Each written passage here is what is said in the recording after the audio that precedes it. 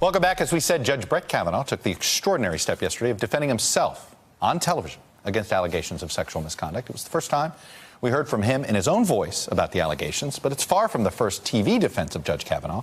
The Judicial Crisis Network has been defending him since Christine Blasey Ford's accusations first became public more than a week ago, spending $1.5 million to do so. And with me now is Carrie Severino.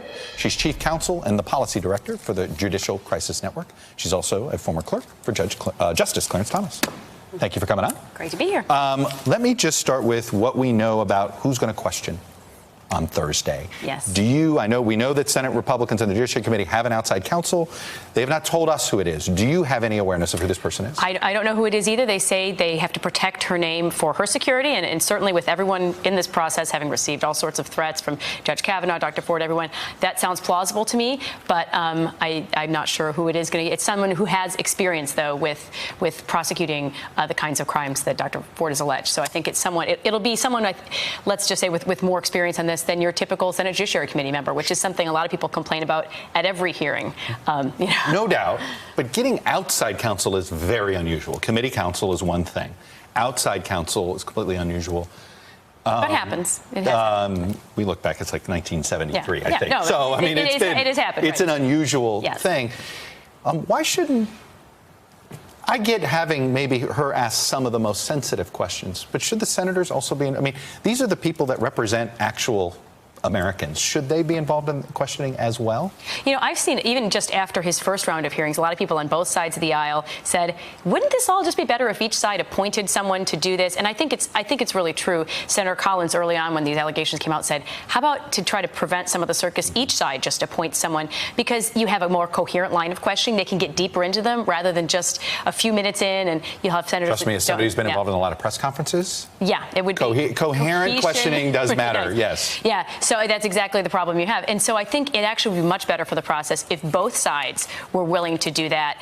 You could get a coherent theme. You could get someone who knows the issue very well and could come back with the follow-up questions and a line of questions. Democrats, in particular, I think, right now, because there's several 2020 contenders on that side of the bench, they don't want to lose their opportunity to make the questions. But I think this is going to be good. And a lot of people said, you know, it's going to make more sense to have a woman who particularly can understand where Dr. Ford is. So for her interests of saying, I want someone who's going to be respectful to me and understands that. If you've got someone who has been through those kind of cases, particularly on the prosecution side, so from the side of the woman before, I think that will help make sure that she's going to be given the absolute respect in this. How is this anything other than he said, she said at the end? How is it that, what are you going to ask Americans to do? How is it that you can feel comfortable knowing we're going to know what the actual truth is? Well, due to the nature of these claims, they're vague, they're very old. It is very challenging, and unfortunately, particularly due to the fact that the way that Senate Democrats chose to carry this out, we didn't have the opportunity to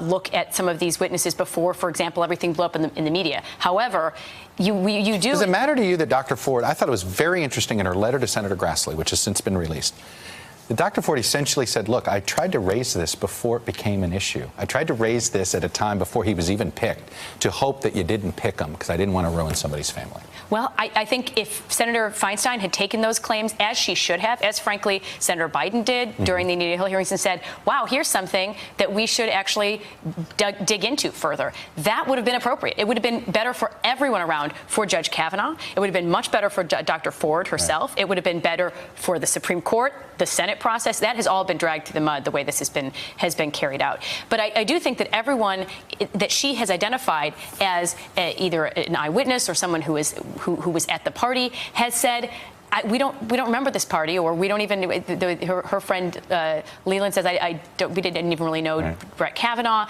This doesn't add up to me. So I think that also adds to the question. You've got his calendars, which obviously by themselves don't prove anything, but is one more piece of evidence saying he wasn't even there for most of the summer she's talking about. He was at other parties that he didn't list on it. This one, didn't get indicated on the calendar. Again, that's not open and shut in of itself, but every single piece of evidence we've seen, I think particularly the alleged witnesses, that's pretty strong, and it makes the story, it amplifies the holes in the story. The ad that features Louisa Gary Is this an ad that's still running? I only ask because she's asked to since have her name removed. But that had to do with a specific letter regarding the New Yorker allegations, and I think there were some aspects of it. I don't know if she wasn't an eyewitness to the party they alleged. Right, so she didn't. No, the ad. I saw it. I think as recently as yesterday. So she's not asked you guys to pull this No, ad. she says she still stands behind everything she says in the ad, which is she knows Brett Kavanaugh, has known him for decades, and says this is someone who's fair, even-handed, the kind of judge we should all look for. What's the case for? It feels like everybody's in a hurry to get this done. Why? I mean, is this really about November? That everybody's concerned about November, Republicans and Democrats on this one? I'm not sure the Democrats are in a hurry to get this done. I think they have no, done meaning that, but it's about everything is about November, right? Democrats want to delay, Republicans want to hurry up and get it done. Well, no, I don't think that's it. Well, some of the Democrats certainly do seem to. Their strategy is let's delay this till November, let's win the Senate, and let's block. And Republicans are like, hurry up and get them confirmed yesterday. No, because we don't want to see what happens. 2 weeks ago, a man's name was dragged through the mud, and it has been the subject of a Democrat smear campaign for the last 2 weeks. Full time. Are you confident this is a smear campaign and not any truth to this? I am, but I think we ought to give her a hearing, and we ought to, and let's get to that point in the process. Until we get to that point, we are all still left here speculating, and it just is a media circus. So I think actually it's going to be, again, also in Dr. Ford's best interest to get to this hearing, have the opportunity to tell her perspective, so that we can move past this. Speaking of moving past this, should we have Ms. Ramirez? Sarah Sanders this morning seemed to be open to the idea of maybe she should, if she wants to testify, she should testify too on Thursday. Where are you on this? Well, the Judiciary Committee has reached out to her and her lawyer. They've asked her if you want to submit testimony. And remember, the testimony to the Senate Judiciary Committee carries the same criminal penalties as under penalty of perjury. So that's serious, the investigation they're trying to carry out here.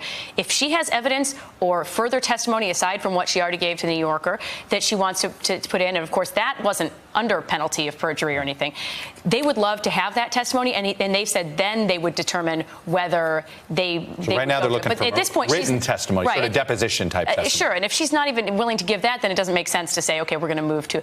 So they would have to see that there was something that she was willing to stand by under penalty of felony. In hindsight, one extra FBI investigation, would it be worth it? I think the extra FBI investigation we needed was the one in July when Senator Feinstein received this. That would have. We should have done it. So yeah, and then you could have had. Well, why not do it now? Well, here's why it would have been useful. The FBI could have then interviewed people untainted by all of the chaos and the media that's gone on now. That's when it's really valuable. This is why in an actual trial, I know this isn't an actual trial, but in a trial you would have the witnesses separated from each other. You sequester the jury so they're not distracted by all the news and fed by the news rather than the actual thing. The FBI could have separated people, asked them questions. Now the Democrats blew up that process. So you're saying you don't think an FBI investigation would be fair at this point? No, there's no way they could do it. And let me read what Senator Biden said about that during the Anita Hill hearings. He said, and the next person refers to the FBI report as being worth anything. Not only, they just don't understand anything. The FBI explicitly does not, in this or any other case, reach a conclusion, period. That was Senator Biden. I will let you have the last word there. Carrie Severino of the Judicial Crisis Network, thanks for coming on. Thank you. Much appreciated. Hello, YouTubers. If you're watching this, it means you've checked out our channel, so thank you. Now do me a favor, subscribe by clicking on that button down there. Click on any of the videos to watch the latest interviews and highlights from MTP Daily and MSNBC. You can get more Beat the Press content every morning in the First Read newsletter. If you're tired of content that you don't know anything about where it came from, you don't have to have that problem with us. NBC News, MSNBC, MTP, and the Meet the Press mindset right here for you on YouTube. Subscribe now.